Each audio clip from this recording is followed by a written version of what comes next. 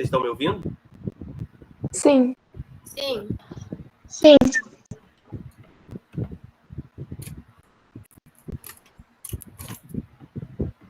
Sara, tá aí?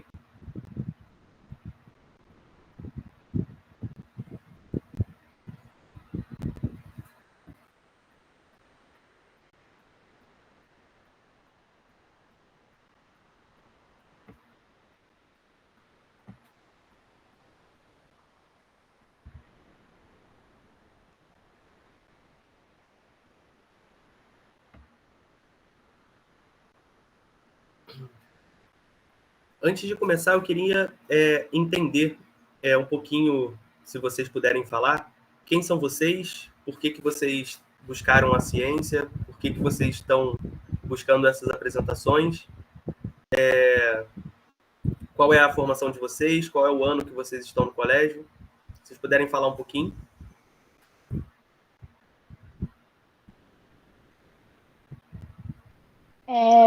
Meu nome é Vitória, eu estou no 3º ano do ensino médio e eu entrei nesse programa de Biologia das Futuras Cientistas porque eu sempre fui muito apaixonada pela matéria, sempre foi minha matéria favorita desde que eu entrei no ensino médio.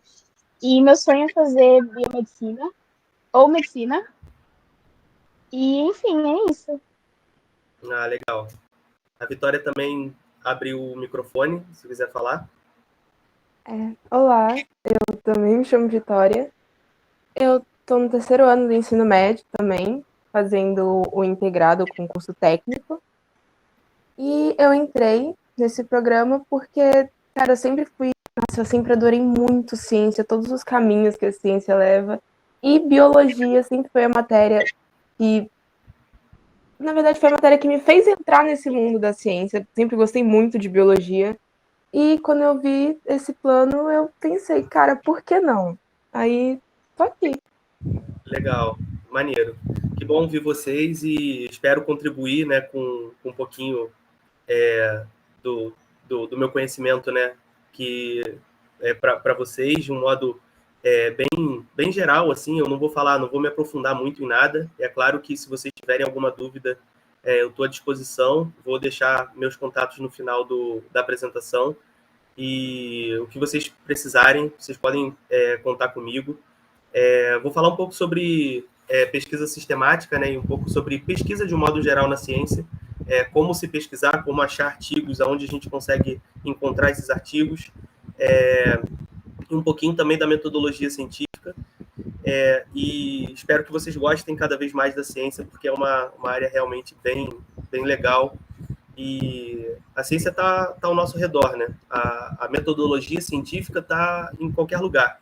Tá? Desde a hora que a gente vai fazer um bolo, até quando a gente vai, de fato, fazer ciência para descobrir alguma cura para alguma coisa, enfim. Então, espero contribuir aí com a formação de vocês, e o que vocês precisarem, eu estou à disposição. Acho que eu já vou começar, né? A apresentação. Primeiro eu vou começar me apresentando. Meu nome é João Vitor Rios Mairink. Eu sou formado em biotecnologia, lá junto com a Sara, na UFRJ, em Duque de Caxias. Vocês são do Rio? Todas vocês são do Rio? Não, Eu sou do Espírito Santo. Ah, legal. Eu senti um sotaque diferente, aí eu falei, pô, não deve ser todo mundo do Rio. A gente, né, eu e Sara, nós somos formados na UFRJ, Universidade Federal do Rio de Janeiro, num campus que é um pouco afastado, né, do campus sede, mas que tem toda a infraestrutura comum, né, à UFRJ, e nós somos formados em biotecnologia. Tem alguns cursos espalhados pelo Brasil, os que eu sei que são referência em relação à Universidade Federal, o UNB de Brasília, o UFRJ, nossa, o UFRN em Rio Grande do Norte. Eu acho que tem alguma no Sul também, se eu não me engano, em Santa Catarina. E a formação em biotecnologia é legal, é diferente, né, por exemplo, da biomedicina, porque como é que é o nome? Desculpa. Que a Vitória, né, comentou, da biomedicina, porque ela é realmente mais voltada para a área da ciência em si, né? Para construir a ciência de base. E não só isso, mas construir uma ciência de base e também uma ciência aplicada. A diferença da ciência de base e a ciência aplicada é que a ciência de base, né, estuda basicamente ali, né, o conceito, a criação de conceitos e tudo mais sobre o que é pesquisado, e a pesquisa aplicada ela é voltada para a indústria, né? Ela é aplicada diretamente no cotidiano, na vida das pessoas. E é muito legal, né? O foco da UFRJ é a pesquisa voltada para a saúde, para a área da saúde. Então, assim, super caminha junto com a biomedicina, por exemplo, mas ela também, né, tem outros vieses, né? A gente estuda planta, a gente estuda fermentação, né, produção de produtos fermentados, e geralmente essas são bem aplicadas na indústria. Eu, por exemplo, saí para a área da fermentação. Eu produzo uma bebida alcoólica chamada hidromel, ela é fermentada à base de mel. Então, apesar de estar num campus que foca na área da saúde, né, a gente tem esse leque de oportunidades para se especializar. E eu fiz graduação, né, fiz a faculdade lá na Biotech, e de lá eu parti para o mestrado em Bioquímica e Biologia Molecular, só que o meu mestrado foi em Bioquímica da fermentação. Então, ao invés de estudar Bioquímica ou a Biologia Molecular humana, eu estudei a Bioquímica dos fungos, né, que produzem a fermentação. E só que também, né, é um curso bastante voltado para a área da saúde, né, voltado para a saúde humana, o que é super relevante, super legal, né, porque está muito vinculado ali com a Fiocruz e tudo mais, então é um estudo bem legal. E agora eu estou no doutorado, estou cursando o doutorado também em biotecnologia e também com fermentação. Estou fazendo a biotecnologia da fermentação, né, estudando no Inmetro, que é um instituto de metrologia, e que as pessoas acham que o Inmetro só foca, né, em garantir a qualidade ali do ursinho de pelúcia que está indo para a criança, né, para não dar problema para a criança, ou para garantir que uma cadeira de praia não vai quebrar com você na praia e tudo mais. Mas não, o Inmetro tem uma área muito grande de pesquisa, e é muito relevante, muito legal as pesquisas que tem lá no Inmetro, e que variam, né, de um monte, assim.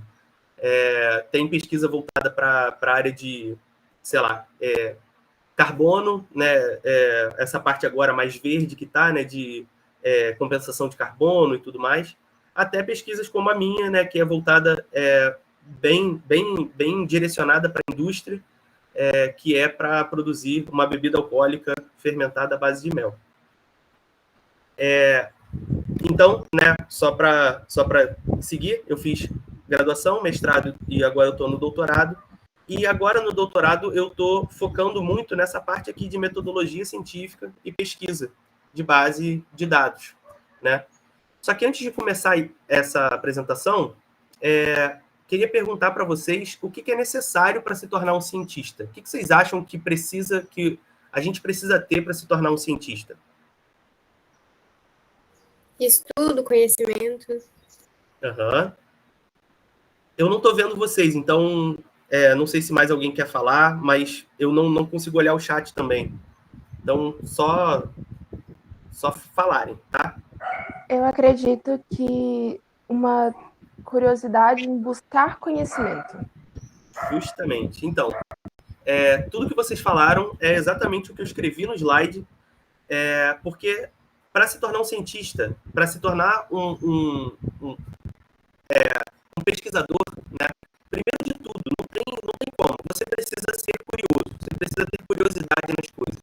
Então, assim, às vezes eu converso, por exemplo, com minha mãe, minha irmã, meu pai, que não tem perfil nenhum de ciência, né, de ser cientista, e eu falo assim, vocês sabem por que chove? Aí minha mãe fala, não, mas também não estou muito afim de saber, não. Então, assim, se você não tiver a curiosidade, não vai, não adianta, né? É igual medicina, que se você não conseguir ver sangue, não tem como, não dá. O direito, se você não conseguir, se você não gostar muito de ler, né, aquelas coisas meio complicadas, não adianta, não é o seu perfil. Então, a ciência você precisa ter curiosidade e, obviamente, ter dedicação, mas isso aqui não é exclusivo da ciência, é de um modo geral para todos os cursos, para todas as para toda a carreira que vocês forem seguir. E gostar de ciência. Gostar de ciência significa gostar e não saber, né? Mas gostar de física, química, matemática, biologia, e saber, aí já é outro patamar, né? E esse saber, pode ter certeza que vocês vão aprender durante a faculdade, durante a vida acadêmica de vocês. Por exemplo, eu tenho uma facilidade maior para biologia, para física e para matemática, só que eu não tinha muito para química, né? Só que eu amo química, eu gosto de química, eu gosto de estudar a matéria, mas eu não tinha facilidade para aprender. E tá tudo bem, né? Eu acho interessante, né, saber a parte química das coisas. Eu acho interessante, eu acho até esplêndido, assim, né, as mudanças químicas, né, quando você coloca um ácido em algum indicador de ácido base, ele muda a cor, e você coloca uma base, ele muda para outra cor. Então, assim, essas coisas me encantavam, mas eu não entendia muito. E tá tudo bem, porque eu entrei na faculdade, me dediquei às disciplinas e fui bem, né? Não é um bicho de 7 cabeças, assim. E a importância da ciência, né? Óbvio, é produzir o conhecimento, né? A produção de um conhecimento principalmente confiável, né? A gente precisa confiar no que está fundamentado em evidências. Então, assim, a ciência ela não vai te dar uma certeza, mas ela vai dizer que aquilo tem evidência científica para que aquilo seja verdade, né? Que em 99, não sei quantos % das vezes que aquilo acontece daquele jeito. Então, a gente consegue fundamentar em evidência, né, científica.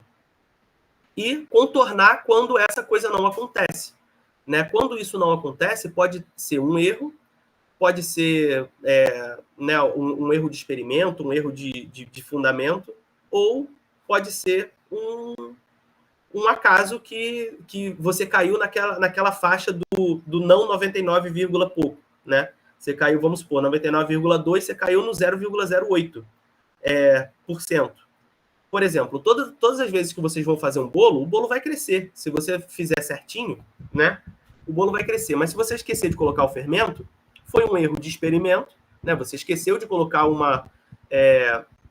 produto importante, né? E ele não cresceu porque foi um erro de experimento. Só que às vezes você faz a receita toda certinha e tudo mais, e ele não cresce como você gostaria, né?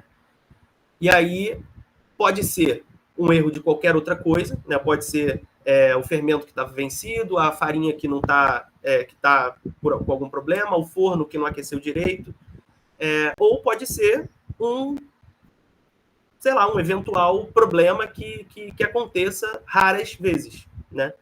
E isso a ciência consegue determinar a quantidade de vezes que você mede aquilo para aquilo se tornar uma verdade.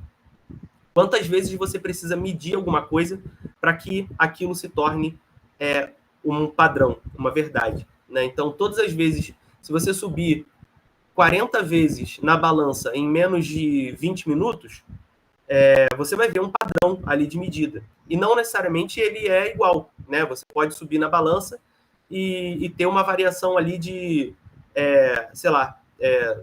2 miligramas para mais, 2 miligramas para menos, e tá tudo bem, né? Só você dizer que em 40 vezes, né, a média foi tanta e que você teve uma variação ali de 0,2 para cima e para baixo. E tá tudo certo. Então, mais uma vez, né, a ciência ela não crava alguma coisa, né? Nada na ciência é exato, né? Tudo é um valor estimado e muito próximo do real.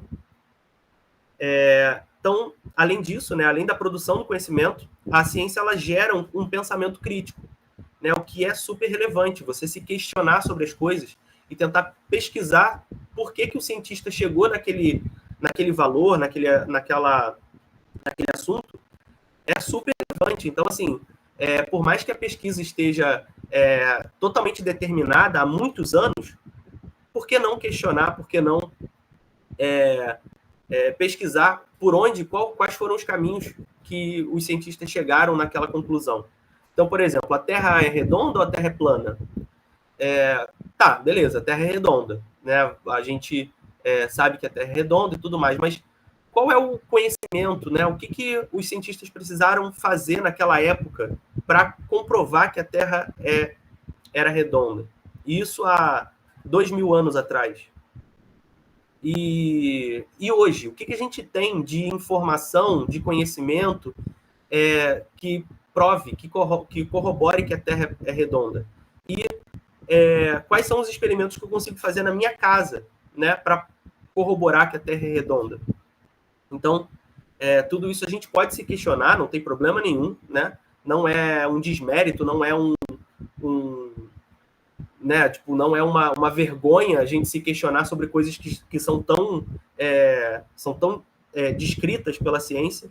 Isso é até bom. A pessoa que faz isso é uma pessoa que vai conseguir um conhecimento por si só, ela vai buscar o conhecimento, ela não vai só acreditar em alguma coisa.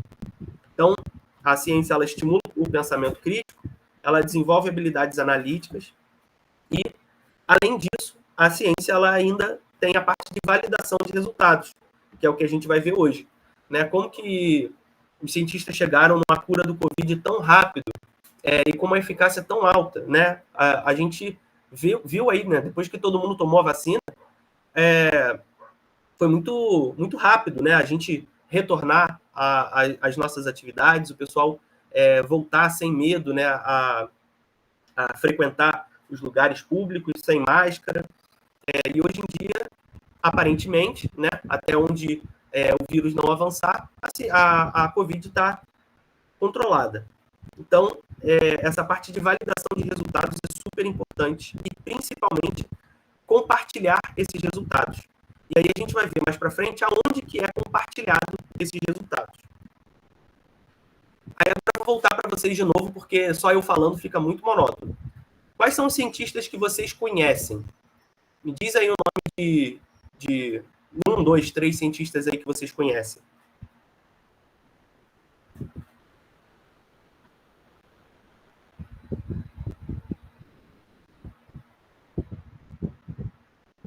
Eu tô falando. Curry, Oi? Robert Einstein, Aham. a Mary Curie, o Stephen Hawking, Darwin, Ó, enfim, esses são os que isso aí. são mais famosos. Eu coloquei aqui, ó, Einstein, Newton, Darwin, Pasteur, Stephen Hawking. Você quase gabaritou. Acho que você falou até mais do que está aqui, né? Então, é isso, né? A gente tem algumas influências aí de cientistas extremamente importantes e renovados na ciência. Inclusive, um deles, né, o Stephen Hawking, é dono de uma frase que faz muito sentido, né? A humanidade caminha enquanto poucos homens fazem a diferença, né? Enquanto poucos homens fazem a história, constroem a história. E só que tem um pequeno problema nisso aí, tem uma questão muito relevante nisso aí, que é o seguinte: me fala aí quais são as cientistas mulheres que vocês conhecem.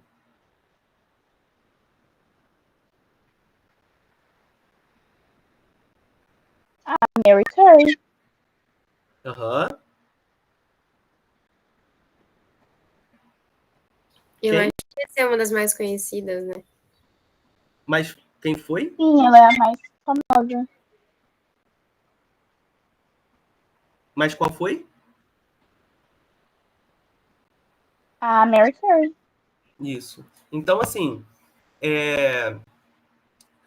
até para eu pesquisar, né, para colocar aqui, eu me peguei pensando nisso, né? Por que não existem tantas mulheres no meio científico? Por que é tão difícil a gente lembrar de alguma? Você falou, na hora que eu perguntei de cientistas, você falou pelo menos uns 5, 7 ali. E mulher só uma, né? Então, acho que a gente precisa mudar isso, né? Então, vocês estão aqui, é um passo extremamente relevante e importante para isso.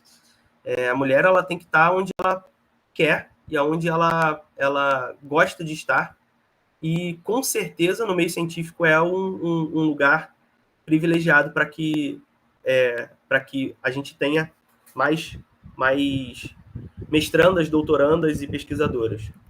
Então, falei, vocês já falaram, né? Marie Curie é a mais relevante, né? Porque eu não sei direito, posso estar falando besteira, mas eu acho que foi a única que ganhou 2 Nobéis. Acho que não tem nenhum homem que ganhou mais do que 2 ou mais, né, Nobéis. Então, assim, eu acho que é a única pessoa que ganhou 2 Nobéis.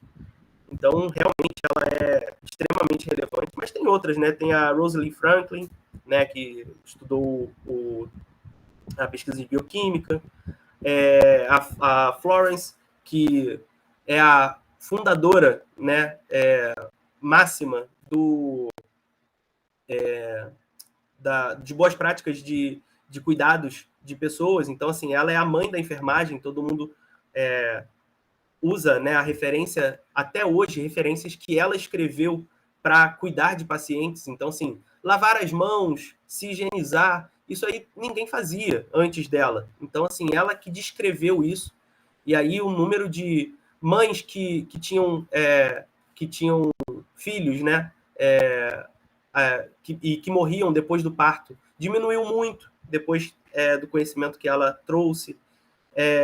Operações que eram de risco, né, que abriam a pessoa sobrevivia com muito mais facilidade depois que ela descreveu tudo isso. Então, assim, ela foi super relevante para a ciência como um todo e principalmente para a área médica. Tem a Gertrude Bell-Elion, tem agora a Jaqueline Góes, né, que é uma pesquisadora brasileira da Fiocruz, renomada no mundo inteiro e que conseguiu ajudar e muito na pesquisa do Covid. Ela ganhou vários prêmios internacionais e foi conhecida nacionalmente por fez no Covid. Então, inspirem-se nela e em todas essas mulheres maravilhosas que ajudaram, né, a ciência como um todo. Então, vamos lá. Para construir um pensamento crítico, a gente começa ali, ó, de novo, né, no que eu falei, né, ser curioso, então se questionar sobre alguma coisa. Então, a base disso, a base da ciência é ter um questionamento, ter uma dúvida, né, ter uma pergunta e não responder perguntas.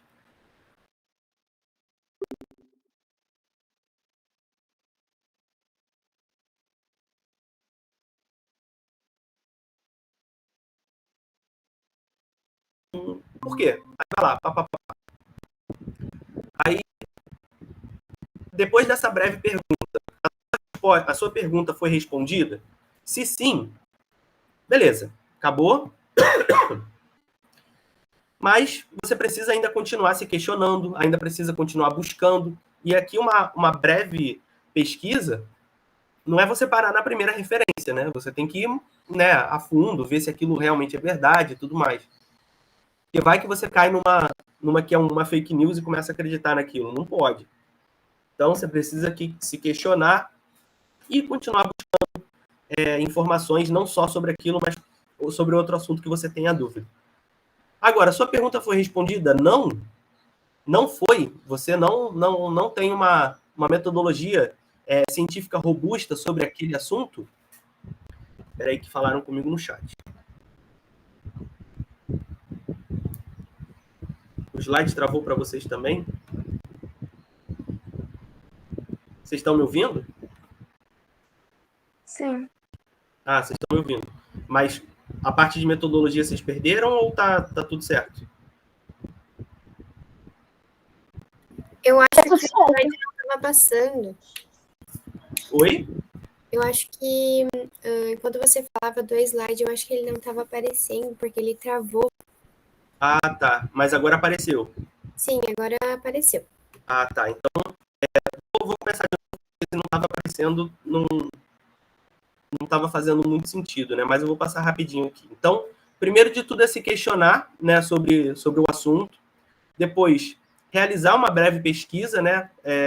Ali você vai no Google, digita e tudo mais, pergunta para o chat GPT.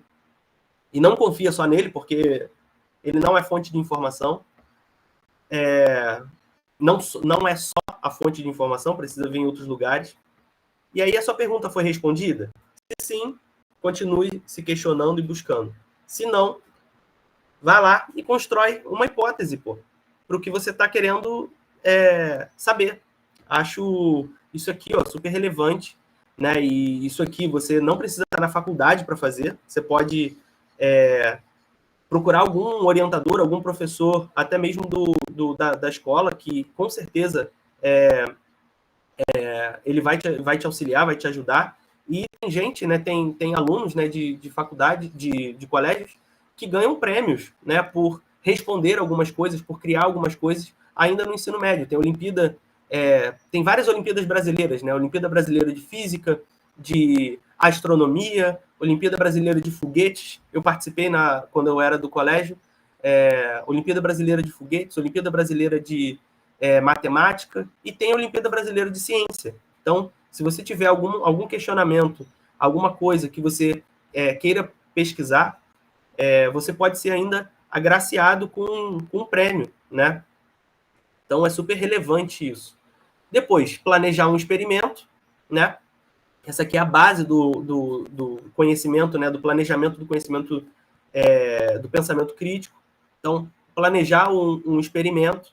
Depois, aplicar e testar o experimento, né? Então, esse planejamento de experimento, ele antecede o experimento, porque você precisa ver a parte estatística, quantas repetições você precisa fazer daquilo para aquilo dar certo, para aquilo se tornar, né, como eu tinha dito, não dar certo, mas se tornar cientificamente comprovado, né? Então, quantas vezes você precisa repetir uma fermentação para dizer que está fermentando? Então, é importante você planejar isso com antecedência, depois aplicar e testar esse experimento. E o experimento foi validado? Se sim, analise os dados e conclua sobre aquilo. Escreva um artigo, né? Publique sobre aquilo para que outras pessoas tenham aquele conhecimento e que saibam que você já fez aquilo e que possam caminhar dali para frente, né? E óbvio, não está escrito aqui, mas é óbvio que você precisa ainda retornar para o início e continuar se questionando sobre esse assunto ou algum assunto posterior a esse. E se o experimento não foi validado, então volta, reformula a metodologia científica, vê o que pode ter dado de errado, e certo e errado para a ciência não existe, né? Tipo, aquilo pode não ter acontecido do jeito que você planejou, mas pode ter dado certo, entendeu? Um experimento errado não significa que ele não foi validado, né? A não ser que você saiba que você errou em alguma coisa. Eu pipetei errado, botei pouco solúvel, pouco solvente, botei pouca solução e tudo mais. Então, beleza. Aí sim você tem que reformular a metodologia científica. Agora, ele deu um resultado em que você não esperava, paciência, né? Não necessariamente aquilo está errado. Então, só para continuar, né? Vocês estão vendo meu slide? Sim. Ah, beleza. Eu mudei o slide agora. O slide mudou para vocês? Ah, não. Não mudou, não. Não, mudou. Espera aí, deixa eu sair e entrar, porque eu acho que ele... Agora mudou. Agora Mudou. Beleza.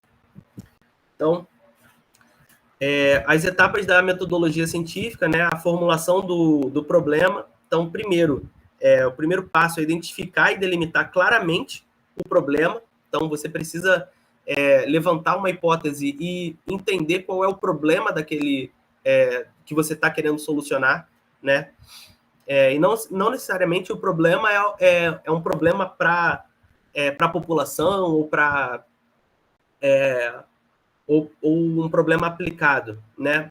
Ela pode ser um problema precisa-se de mais estudos acerca disso, né? Como, por exemplo, por que a gente estuda drosófila, né? Drosófila é uma mosquinha que fica em cima da banana, né? Então, por que a gente foca tanto nesse indivíduo nos estudos? Porque o método de replicação dele, né? Como ele o método de germinação, de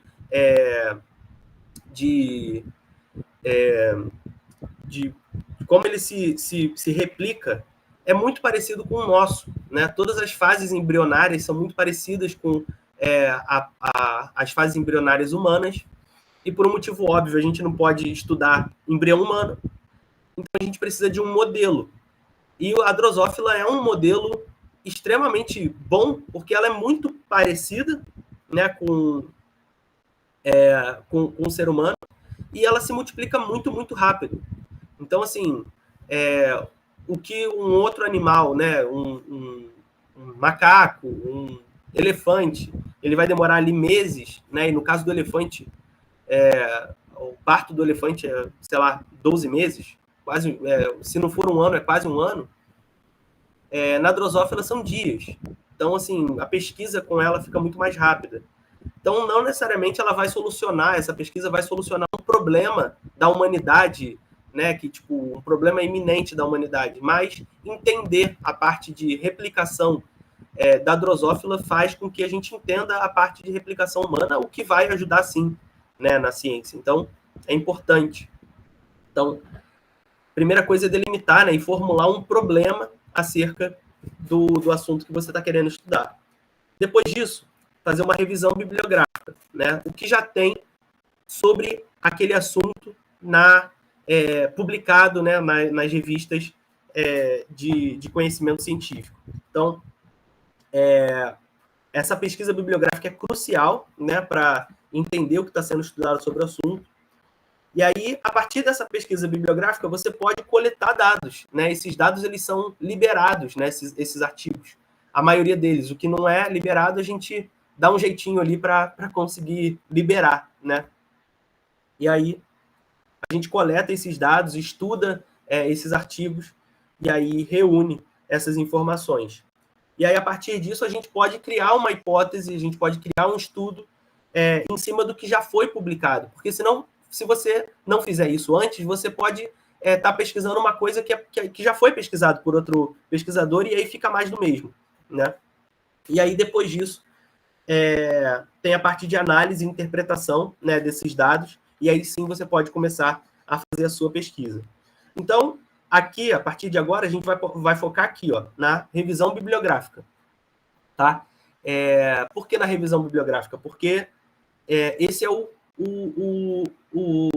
pontapé inicial, né, para se iniciar a pesquisa científica. Então, deixa eu só mudar aqui, porque aparentemente não está passando direito o slide. Então, apareceu para vocês agora? Sim. Beleza. Sim. Então, o que é uma base de dados, né? Uma base de dados, ela é fonte de informação, ela pode ser, né, e ela tem uma ampla utilização, e ela é uma ferramenta de pesquisa. Então, o que quer dizer isso, né? Ela é uma fonte de informação e, dependendo do número de artigos que você encontre sobre aquele assunto, ela é a fonte de informação mais confiável que o ser humano tem hoje, né? Então, assim, tudo que está extremamente consolidado, né? Tudo que já virou verdade absoluta, né? Nunca é verdade absoluta, mas é muito difícil que aquilo não seja totalmente verdade, está em livros. Né? Então, assim, a gente vai pegar os livros de biologia celular, os livros de bioquímica, os livros de biologia molecular, e a gente vai ver o que está ali que já virou verdade, né? O que está ali no livro é muito difícil que aquilo realmente não aconteça, né? Enquanto que o que está no artigo, né, é um estudo recente, pode ou não ser verdade, né? Mas dependendo da quantidade de artigos que você busque sobre aquilo, dependendo da robustez do artigo, né, se ele tem uma metodologia científica baseada em evidências claras, baseada em estatística clara, né, o método estatístico super robusto, aquilo ali é uma fonte de informação extremamente relevante e talvez a mais importante que o ser humano tenha hoje, né? Então, essas bases de dados, elas são um conjunto, né, organizado de informações que pode ser utilizado para investigação e análise desses artigos. E ela é de ampla utilização porque ela está presente em várias áreas da ciência, né? Áreas gerais, assim, né? Como, por exemplo, ciência, tecnologia, moda, arte, cultura. Então, a gente tem bases de dados que focam não só na ciência exata ou na ciência biológica, ela foca também em outras áreas da ciência. Então, ela é mais fácil de pesquisar porque a gente tem ferramentas de pesquisa, né? A gente pode colocar algumas palavras com algumas ligações que sempre ficam mais fáceis da gente pesquisar nessas bases de dados. Aí, quais são, né, essas bases de dados? A gente tem acesso, né, às plataformas como Web of Science, que é uma base de dados de artigos científicos mais voltados... Esse aqui é o mais geral, né? É uma base de dados mais geral, mas ela é mais voltada para a ciência biológica, né? Assim como a Scopus, mas a Scopus ainda tem uma área dela que é voltada para a parte de engenharia, né? Agora, a mais geral de todas, com certeza, é o Google Scholar, né? É onde a gente pode agora, né, sair aqui da apresentação agora e pesquisar alguma coisa. É só jogar Google Acadêmico no Google ou Google Scholar no Google e ele vai abrir uma aba diferentezinha ali para vocês, né? Vai estar escrito em cima Google Acadêmico e tudo mais. Então, assim, é uma área um pouco diferente da página inicial do Google e que ali você pode digitar qualquer assunto que vai aparecer artigos, né, sobre aquele assunto, e geralmente você pode filtrar pela lateral, né, ele geralmente filtra por relevância, mas você pode filtrar por ano, né, de publicação, os mais recentes, os mais antigos, enfim. Alguém aí já mexeu no Google Scholar? Não. Não? Então, daqui a pouquinho, se vocês quiserem, a gente pode dar uma pesquisada lá. Tem a base de dados Cielo, né, que ela é brasileira, uma base de dados de artigos, no geral, mas que você encontra uma quantidade grande de artigos brasileiros. Isso é muito legal, né, muito relevante para a pesquisa brasileira. Então, tá aqui a Cielo, e geralmente você pode pesquisar em concomitância, né, da Cielo com o Web of Science. Então, você vai receber os artigos das duas bases junto. Então, isso é muito bom. E as duas últimas, né, o PubMed e o Cochrane, o PubMed já está, no nome ele já está dizendo, né, aonde ele foca, né, na medicina, medicina. E o Cochrane também vai focar nessa parte de saúde. Então, os artigos daqui, eles são mais voltados para a área da saúde, e que são artigos extremamente relevantes, né? Então, assim, se você pesquisar alguma coisa lá de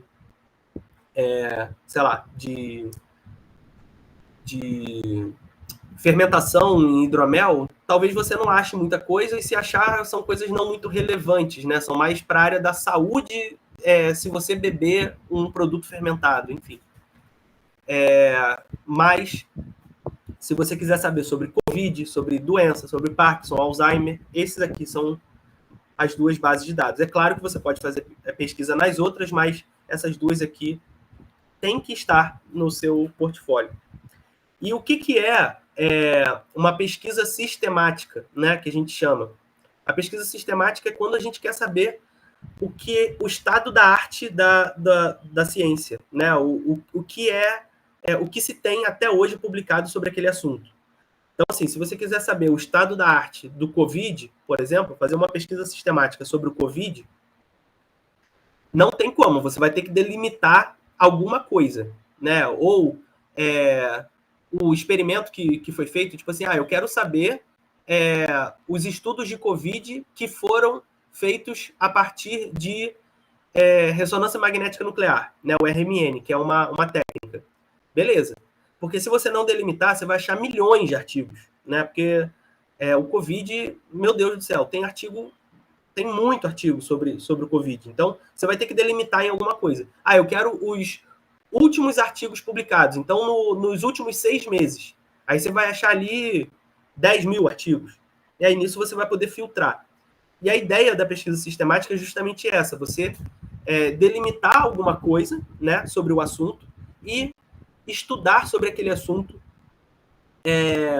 olhando, né, todos os artigos que foram publicados que são relevantes para a sua pesquisa.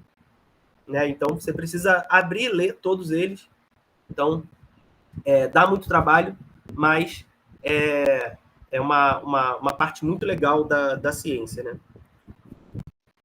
Então, aqui dicas, né, para a gente realizar uma pesquisa eficiente. Então, a gente tem que identificar o tema, o que a gente quer de fato. Então, isso precisa também ter um planejamento, né? O que a gente quer pesquisar, até onde a gente quer alcançar, né, de conhecimento ali em cima daquele assunto. Então, primeiro de tudo, comece delimitando claramente o tema da sua pesquisa para obter os resultados mais precisos. Depois, utilize palavras-chave. Isso eu vou mostrar para vocês quando a gente abrir lá o Google Acadêmico. Dá para realizar pesquisas utilizando palavras-chave e conectores, né? E depois filtrar esses resultados, né? E aí a parte de filtrar é uma parte mais específica, né? Que a gente usa alguns softwares que ajudam a gente a filtrar, escolher os artigos que são relevantes ou não para a pesquisa. Aí eu acho que não cabe aqui, senão vai ficar muito grande a apresentação. E a conclusão disso, eu não sei se... A conclusão é que é isso, só falta vocês tomarem esse rumo, né, e se especializarem nisso e voltar, né, com conhecimento super importante e relevante aí, que vocês podem contribuir muito para a pesquisa brasileira e a pesquisa mundial. É muito, muito legal ver essa iniciativa. Obrigado pelo convite, Sara. Gostei muito, né, de participar, de poder falar um pouco. Espero ter contribuído, espero ter falado para vocês, espero ter mostrado coisas que ainda não tinham se ligado. E aí agora, se vocês quiserem, a gente pode abrir o acadêmico e fazer uma pesquisa rapidinho aqui, só para vocês entenderem como funciona, para vocês poderem pesquisar também. E fico à disposição para qualquer pergunta, qualquer dúvida, tá bom?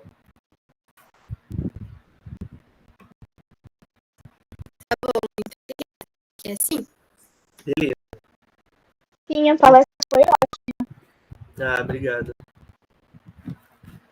Então, vamos lá. Vamos fazer aqui. A Sara avisou que o microfone dela parou de funcionar, por isso que ela não está falando. Ela não está falando, eu vi aqui agora. Beleza. Agora vamos fazer uma pesquisa rápida aqui. Sara, obrigado. Obrigado pelo convite. Deixa eu parar essa apresentação e agora eu vou começar a botar a tela cheia aqui.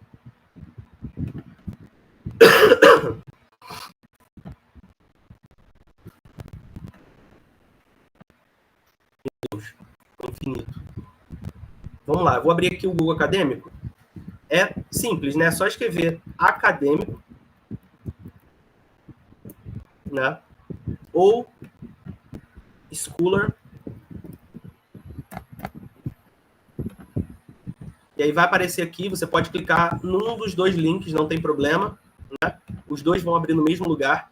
e a gente vai abrir aqui, ó, Google Acadêmico, né? Em qualquer idioma, pesquisar páginas em português. Vamos colocar em qualquer idioma aqui, e aí aqui vocês podem filtrar na minha biblioteca, meu perfil, né? O que tem aqui na minha biblioteca são os artigos que eu já peguei, né, para minha pesquisa, né? Que eu utilizei para minha pesquisa. Meu perfil, né? Posso escrever aqui alguma coisa sobre o meu perfil e tudo mais. Aqui nessa areazinha do lado tem algumas métricas, alguns alertas e tudo mais que a gente pode filtrar. Mas é isso, vamos lá. Deixa eu tirar aqui para vocês não ficarem enviesados para as coisas que eu já pesquisei. Ih, não dá. Vai, deixa assim. O que vocês querem saber? Qual assunto vocês querem saber? Eu não sei se vai, tipo, ser um assunto muito bom e tal, mas eu já ouvi dizer que umas pesquisas recentes acreditam que o cromossomo Y está desaparecendo. Uhum. Aí seria, tipo, um assunto bom, porque foi a única coisa que veio na minha cabeça. Com certeza. Eu não estava sabendo disso também. Mas como assim o cromossomo Y está desaparecendo? É que eu só ouvi e eu nunca fui atrás, então eu realmente não sei se é. Mas eu ouvi dizer que acreditam que o cromossomo Y está desaparecendo, que é o cromossomo que faz ser homem ou mulher. Exatamente. E provavelmente, não sei de fato, mas que daqui a alguns anos pode ser que os homens não existam mais. Então, vamos pesquisar isso, porque isso realmente é relevante, né? Isso é uma coisa que né, pode ser só uma especulação, pode ser alguma coisa de, tipo assim, que aumentaram, né? Às vezes teve alguma publicação relatando alguma falha em algum cromossomo Y e tal. Pegaram esse estudo, né, e levaram para mídia, né, e aumentaram inflaram essa informação, mas vamos pesquisar, com certeza. Então, vamos lá. O que a gente pode pesquisar aqui? Né? A gente pode jogar em português ou a gente pode jogar em inglês, né? Vamos jogar em português primeiro para a gente ver o que a gente acha. Aqui, a gente não vai achar... É melhor jogar em inglês, né? Eu vou explicar por quê. Porque aqui a gente não vai achar notícia. Aqui a gente vai achar artigo. Então, provavelmente esse estudo não é um estudo brasileiro. Então, a gente teria que achar um estudo em inglês disso, né? Então, aqui a gente pode colocar, né, diretamente assim, né, cromossomo Y, ou a gente pode colocar mais específico, né? Mas vamos colocar assim. Não, vamos colocar assim, ó.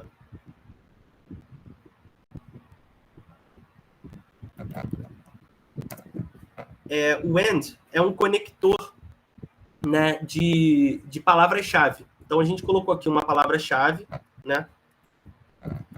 E a gente está colocando o AND porque a gente quer que tenha essa primeira palavra-chave e a segunda palavra-chave nos artigos.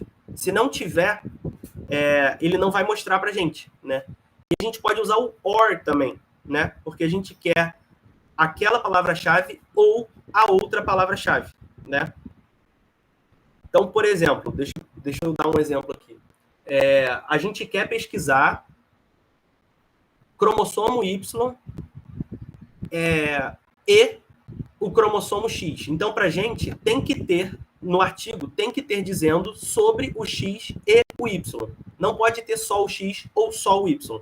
Tem que ter os dois cromossomos no artigo. Mas, se a gente colocar o OR, significa que pode ter o cromossomo Y ou o X no artigo. Então, a gente quer artigos que tenham citando pelo menos um ou outro. E pode ter os dois também, no mesmo artigo. Mas tem que ter pelo menos o cromossomo X né, ou pelo menos o cromossomo Y. Entenderam? Então, a gente vai usar um conector aqui, o AND. Disappear. Quer desaparecer. É com 2 P's. Ó, o primeiro artigo. Vamos ver de quando ele foi. Ó, de 2012, né? Pela Springer. É muito relevante, né? Essa revista, a revista Springer. Então vamos lá. O cromossomo Y está desaparecendo? Então, os 2 lados do argumento. Vamos abrir aqui e vamos ver. Baixar o PDF. Vamos ler esse artigo.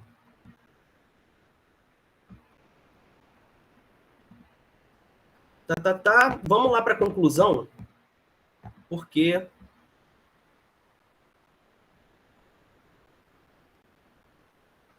primeiro, deixa eu ver aqui. O que ele é?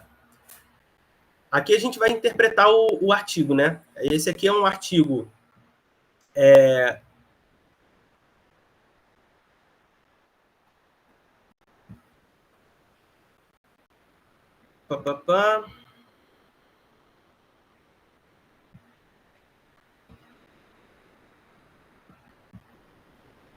Beleza, vamos lá, vamos interpretar esse artigo aqui. Vocês estão vendo o artigo?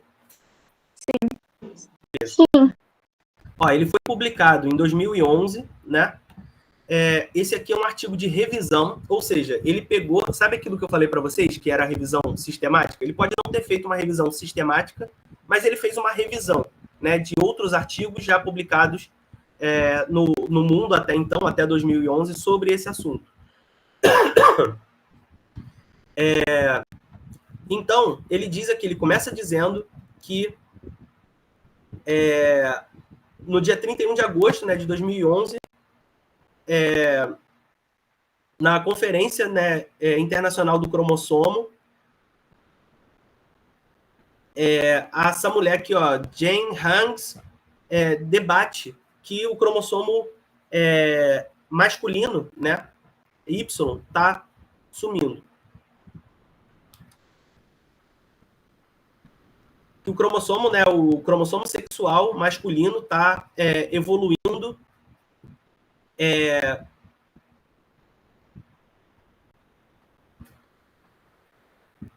e que ele está virando outra denominação, né? Não é XY mais, agora é ZW. Aparentemente, tipo, está sofrendo mutações e que a gente não vai poder mais chamar de XY. E agora vamos lá para a conclusão. Depois vamos ler esse artigo com mais calma. Vocês podem pegar para ler, mas aqui teria que ser alguma coisa mais rápida.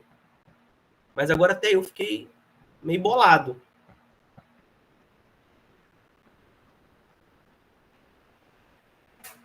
Outra coisa também, né? Seria legal, né? É legal, né? Que vocês tenham alguns atalhos, né? E algumas coisas para inglês, né? E português. Então, assim, por exemplo, se eu pegar e fizer isso aqui, ó, e clicar aqui nesse atalhozinho aqui, eu posso traduzir esse trecho. Então vai ficar mais fácil para a gente ler, né? Depois que ele traduzir aqui. Eu não preciso abrir o Google Tradutor e tudo mais, jogar lá. Eu posso fazer isso também, mas eu não preciso, né? Posso ser aqui direto. Às vezes ele dá uma travada, mas faz parte, né?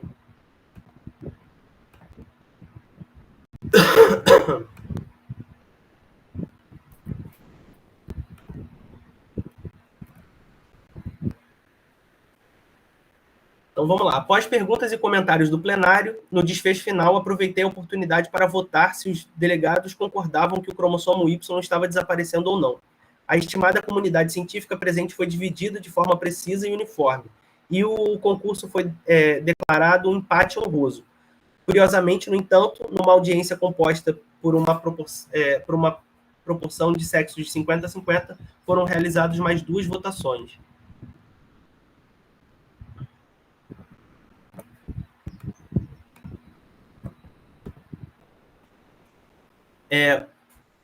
duas votações da mesma pergunta, mas primeiro apenas para homens e depois apenas para mulheres. A proporção de 2-1, rejeitando a noção de que o cromossomo Y está desaparecendo na primeira votação, e uma proporção de 2-1, aceitando que a hipótese na segunda.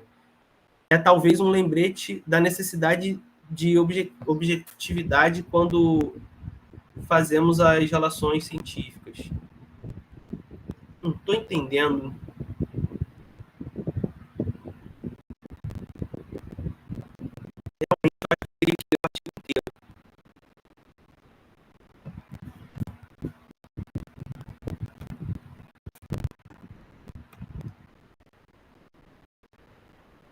Em 31 de agosto de 2011, na conferência, debater que o cromossomo Y está desaparecendo dos mamíferos. A evolução dos cromossomos sexuais é um exemplo de convergência. Existem numerosos exemplos de sistemas X, Y e ZW com vários graus de diferenciação e exemplos isolados do desaparecimento do Y em algumas linhagens.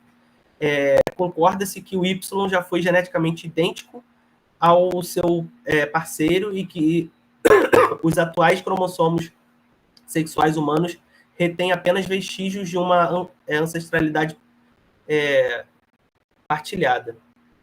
A porção eucromática da região específica do sexo masculino, do Y, tem aproximadamente 1/6 do tamanho do X e possui apenas aproximadamente 1/12 do número de genes. A grande questão, porém, é se esta degradação continuará ou se atingiu um ponto de equilíbrio. Essa mulher aí, Jenny, né, argumentou que o cromossomo Y está sujeito a taxas mais altas de variação e seleção ineficiente, e que os YS e WS se degradam inexoravelmente.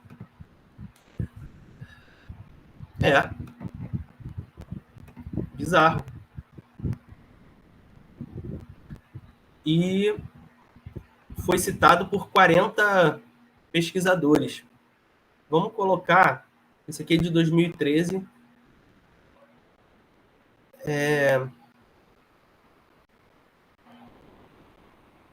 Aqui ele já trata de uma forma bem menos inflada, né?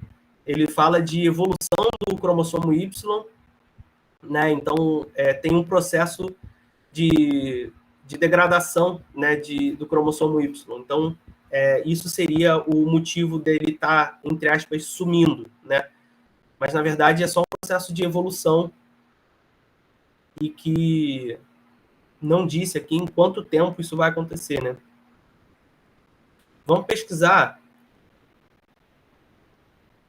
Vamos ordenar por data e vamos ver aqui os mais recentes, né?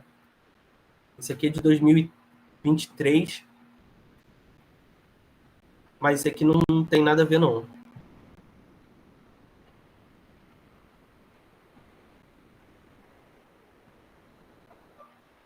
Esse aqui também não.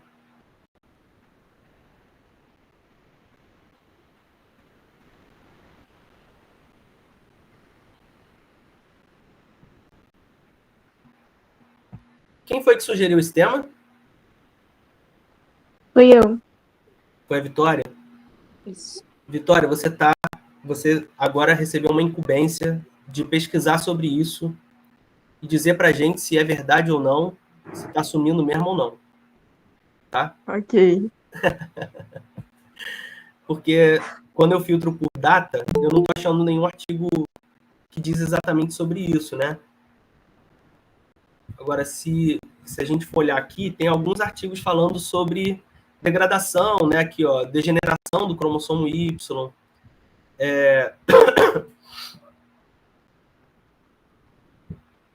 A origem e a função do cromossomo Y em mamíferos.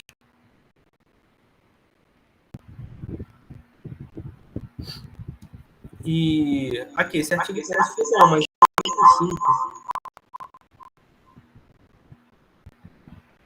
enfim. Parece ser um tema bem recente, né? Sim, sim. difícil, né? É um tema difícil da gente abordar, porque, pelo menos para mim, que eu não sou da área, e assim, no meu entendimento, né, todos os cromossomos, tudo, né? Toda a parte do DNA, ela sofre uma mudança significativa ali, né? De pessoa para pessoa, de tempos em tempos. É claro que a evolução do DNA ela vai acompanhando o decorrer do tempo, né, da humanidade. Né? A gente provavelmente não conseguiria gerar descendentes férteis com nossos antepassados de 400, 500 anos atrás, né? Até porque se a gente encontrasse essa pessoa de 400, 500 anos atrás, alguém iria morrer, porque não ia sobreviver com essa diferença de bactérias e vírus que um tem em relação ao outro, né? Então, assim, muito provavelmente a gente não conseguiria gerar descendentes férteis, né, a partir de um cruzamento de seres humanos atuais com seres humanos de 500 anos atrás. E com certeza isso também é verdade para o futuro, né? A gente também não vai conseguir gerar descendentes férteis se a gente congelasse alguém hoje, né? Como o Walt Disney está congelado, né? A gente não conseguiria daqui a 500 anos gerar um descendente fértil com a população que vai estar aqui na Terra, se é que o aquecimento global vai permitir isso. Mas então isso tudo é em relação à evolução do gene. E quem sofre mais, o gene que sofre mais mutações, é claro que é o gene que é o menor, né, o que está em menor tamanho, é o que tem menos barreiras ali, né, para ser protegido, é o que sofre menos regulação da expressão gênica. E o que a gente conhece, que é o menor de todos, é o cromossomo Y, né? E que não é o menor de todos, não é o menor cromossomo de todos, mas é o que está mais exposto, o que tem menos cauda para sofrer degradação, né? Praticamente todo o cromossomo Y tem alguma resposta ali, ele tem alguma função, ele não é aleatório, né? A gente tem várias etapas de aleatoriedade nos cromossomos e o cromossomo Y ele é o que tem menos. Não é que ele não tenha, mas ele tem menos. E aí tem a parte dos telômeros também, né? Que quando você vai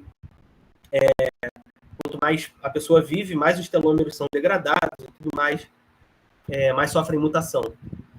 Então, não seria bizarro não afirmar, né, mas se questionar se o cromossomo Y vai desaparecer ou não. Mas eu acho isso meio demais, né? Não vai desaparecer e não vai ser tão rápido, né? A gente, com certeza, obviamente, a gente não vai ver isso. Obviamente, quando a gente morrer, a gente vai ter filhos homens. A gente vai ver crianças homens nascendo, né? Isso não vai ser de um dia para o outro, isso vai ser em milhares ou milhões de anos. Mas realmente bizarro. Bem bizarro. Eu já baixei esse artigo, vou deixar esse artigo aqui para ler mais ele. Vocês têm mais alguma sugestão de tema?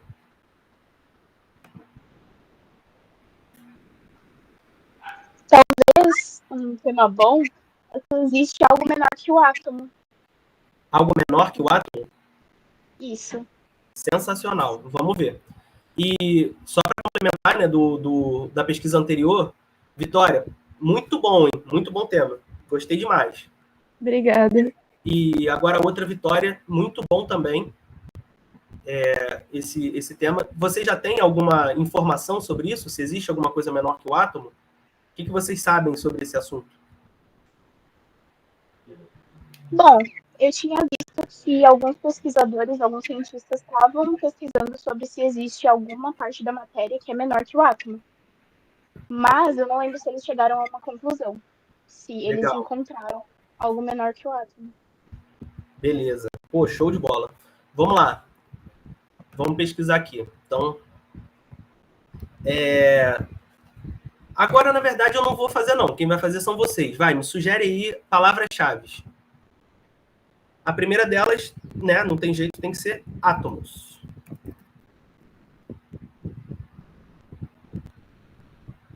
Como é que se escreve átomo em inglês? Acho que é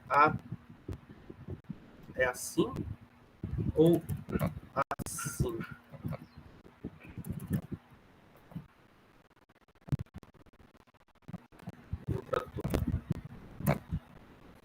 Eu acho que é ATOM. ATOM. Caraca. Isso, ATOM. Atom. Atom.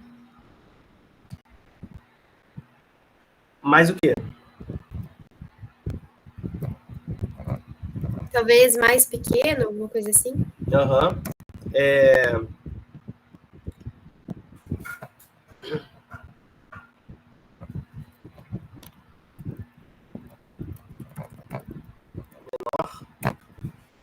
Então, smaller.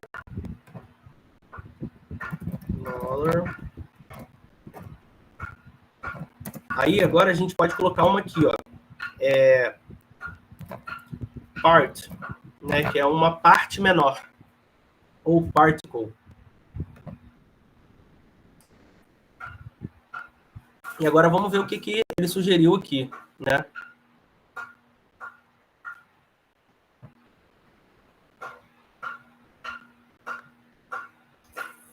Não, ele focou muito na parte de partícula. Vamos focar aqui em part.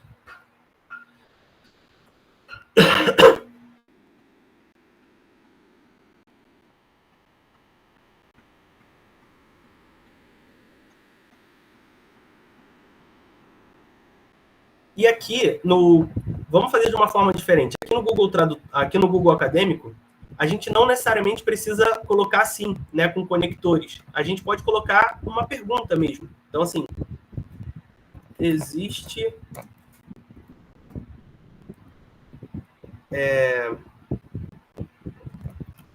algo menor que o átomo? There is something smaller than the atom? Vamos lá. Vamos ver. O que a gente volta? Ó, a estrutura do átomo. Então, a gente já achou um livro aqui que já... Então, se a gente achou um livro, isso está bem descrito, né, na literatura. Aqui a parte, né, a parte indivisível do átomo, a gente pode pegar isso aqui também. Esses dois primeiros aqui estão muito bons. Esse aqui foi citado por 991 pessoas, né? Esse aqui por 20. São um número bem grande de citações, é muito bom. Dos átomos. Oi? Tem um falando do tamanho dos átomos logo embaixo. Então, Mais embaixo. aqui, Uhum. sim. Então, a gente pode pegar qualquer um desses aqui. Vamos pegar esse aqui do tamanho dos átomos. Deixa eu abrir aqui numa nova...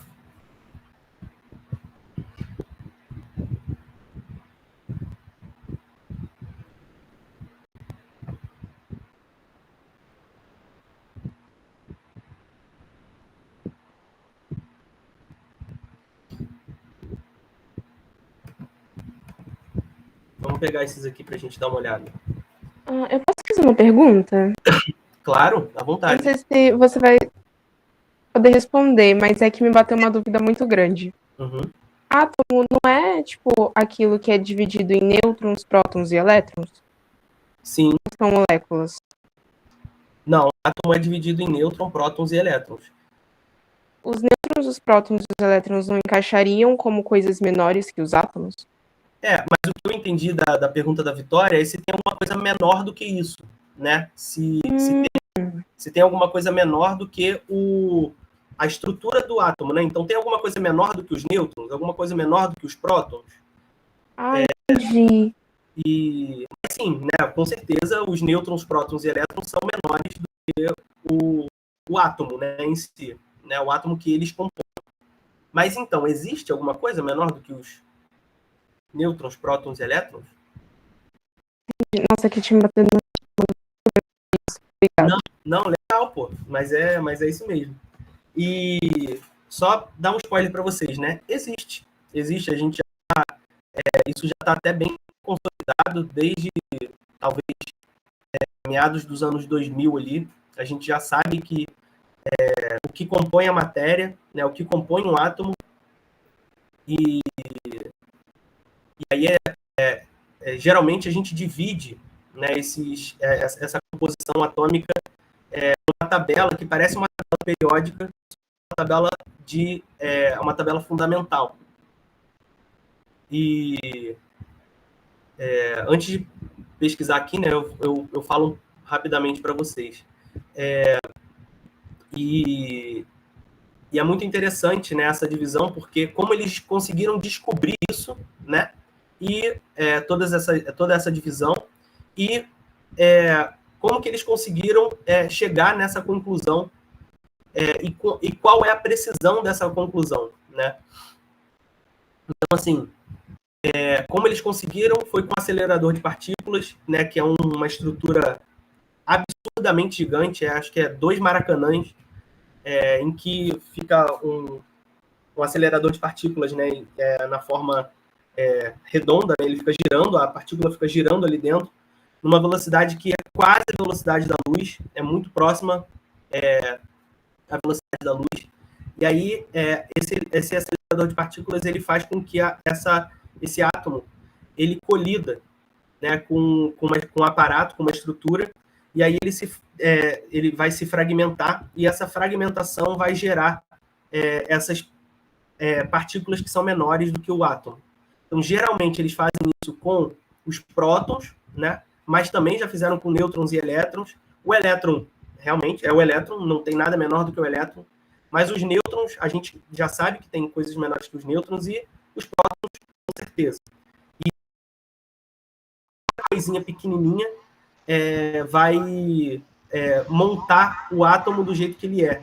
Então, se tem mais coisinha, ele vai se diferenciar em relação a isso. Um exemplo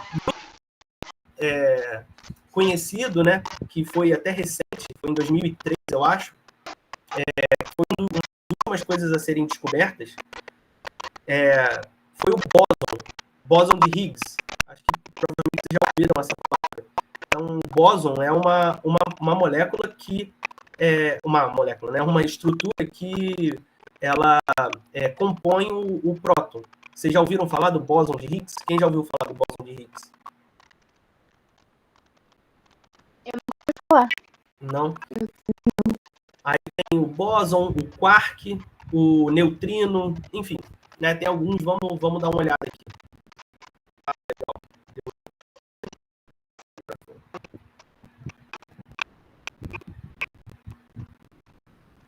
Ele começa a descrever como é que os átomos foram descritos e por quem, né, que foi o J.J. Thomson, esse cara aqui absurdamente bizarro para a época dele.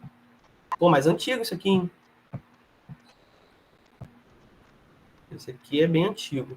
E aqui ele diz sobre a estrutura do átomo mesmo. Não diz nada sobre as partículas elementares, não.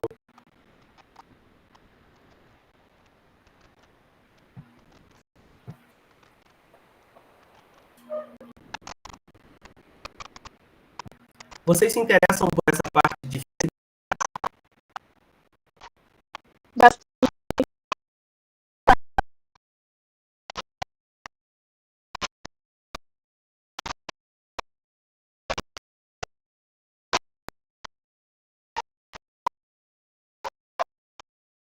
Não achar onde é que dói aqui. Gente, o que eu vou fazer agora, finge que eu não mostrei, tá?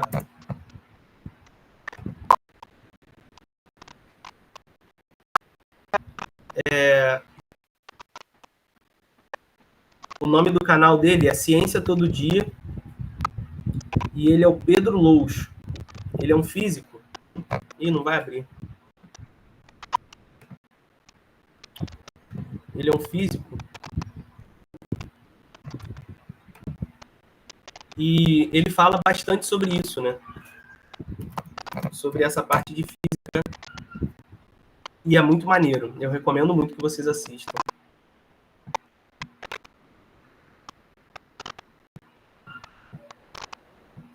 Esse aqui também é um artigo bem antigo, provavelmente vai falar sobre a estrutura do átomo que a gente conhece, né?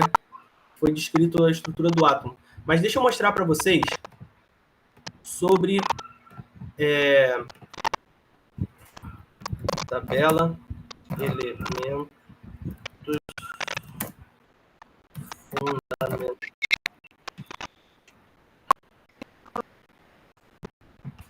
O nome do quê?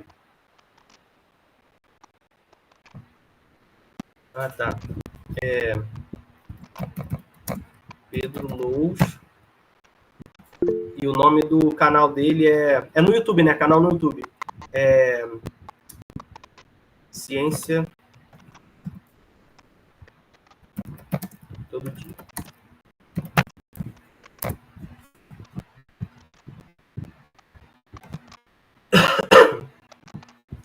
Ó, aqui tá meio ruim de ver, né?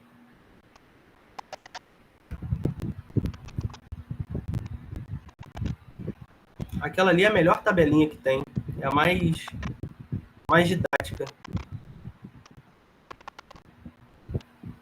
Mas tá ruim de ver pra caramba. Melhorou. Vocês estão conseguindo ver? Sim, dá pra ver. Então, o próton, né? Ele é dividido nessas coisinhas aqui, né? Então, ele é dividido o próton, ele pode ser up, down, charm, strange, top e bottom, né? E aí, tudo isso aqui são quarks. Então, o próton, ele é formado por quark, né? Além disso, tem os leptons, que são na parte dos nêutrons, dos elétrons. Então, os leptons, eles são os elétrons que podem existir. Então, o mais comum é o elétron, né? Aí a gente tem o neutrino, né? Que é o... Eu não sei direito, mas sobre essas coisas, só sei que eles existem, que eles têm essas denominações e que eles foram encontrados com o acelerador de partículas e tudo mais. Eu não consigo me aprofundar muito, porque realmente é muito bizarro, né? Então, tem os elétrons, os neutrinos, os muons, o muon neutrino, né? O tau e o tau neutrino. Pelo que eu me lembre, né? Eles são opostos, então, opostos em relação à carga. Aqui ficam a parte dos nêutrons, estão aqui prótons, elétrons e nêutrons. E aí os nêutrons são divididos em gluon, fóton, bóson, Z-bóson e W-bóson. E todos os elementos têm na sua composição o bóson de Higgs, que foi o último, né? Foi o que eu falei para vocês. Então, isso aqui forma a partícula elementar, né? A junção desses elementos forma uma partícula elementar que a gente conhece como átomo, né? E átomo significa A é prefixo de negação e tomos significa divisão, né? Então, é indivisível, né? A divisão. Então, é indivisível. Mas agora, né, a gente sabe que eles são, sim, divisíveis em partículas cada vez menores, e a ciência avança à medida que a gente consegue descobrir coisas nesse grau, né? E tá bom, mas beleza. Mas qual é a garantia de que isso é verdade? Qual é o estudo?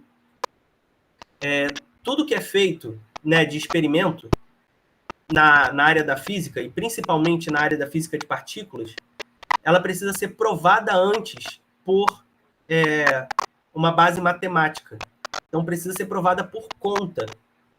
Então, um elemento desse não é achado ao acaso. Não é porque eles jogaram ali e acharam. Não, é porque tem uma conta que prova que aquilo ali é verdade, que aquilo ali pode existir.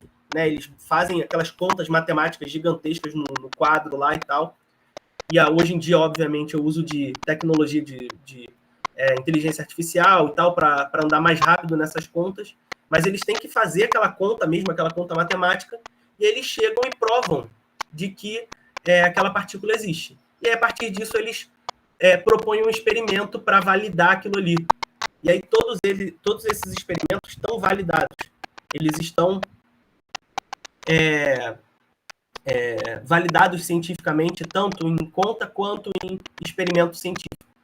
E o mais bizarro, né, do que isso, né, dependendo do que você faça na ciência, é aceitável um nível de significância, né, que você pode usar na parte na parte estatística. Então, assim, por exemplo, como a minha pesquisa é muito biológica, né, eu coloco um fungo ali para fermentar e para produzir álcool, a parte biológica ela sofre muita alteração do ambiente, alteração de nutriente e tudo mais, então eu não consigo padronizar muito a minha... eu padronizo o máximo possível, mas eu não consigo padronizar sempre o mesmo experimento, e claro que vai dar uma variação.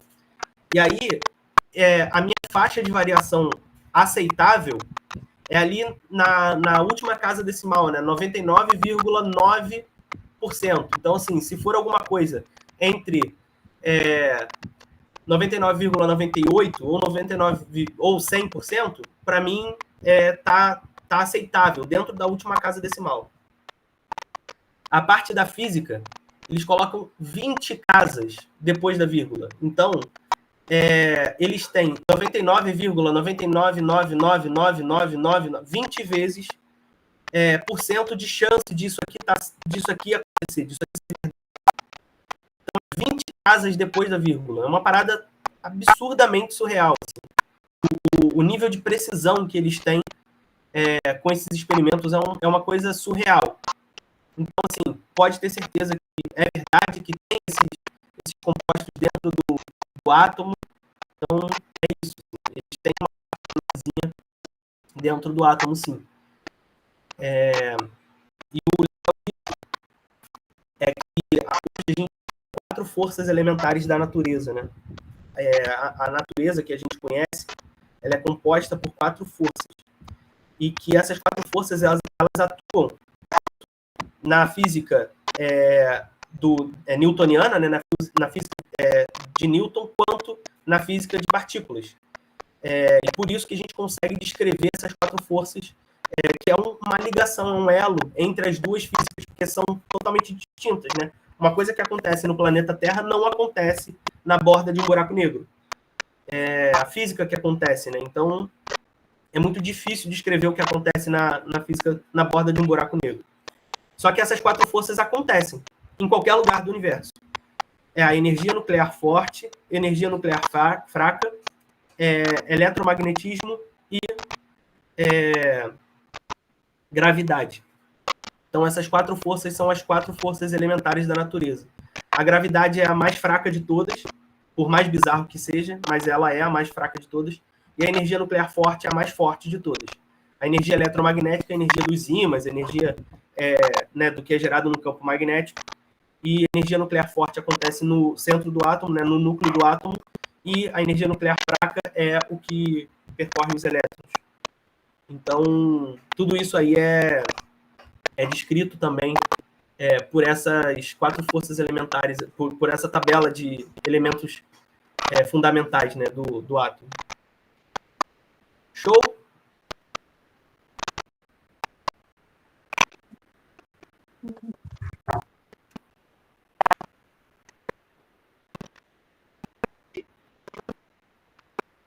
Valeu, galera. Obrigado, Sara. Obrigado mesmo. Obrigado pelo convite.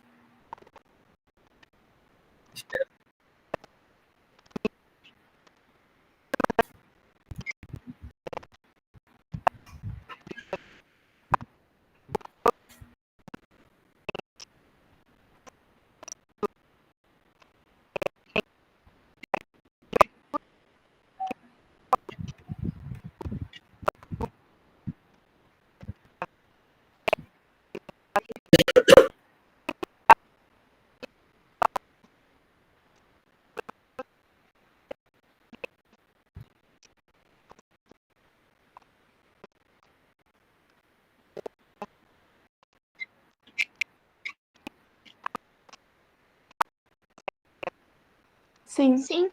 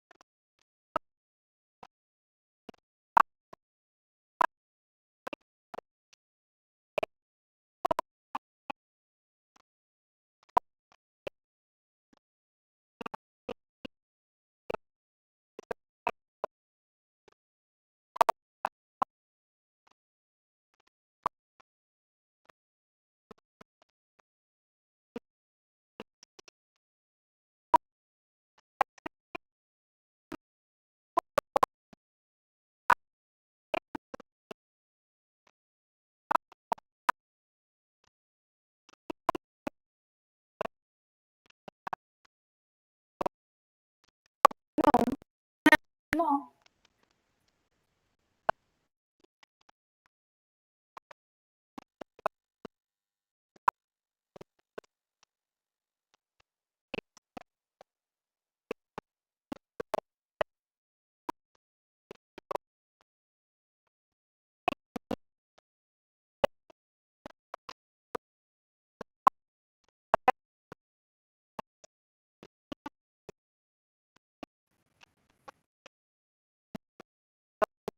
Até. Muito obrigada, João. Até. Tchau, Obrigada. Obrigada, Sara. Tchau. Até amanhã.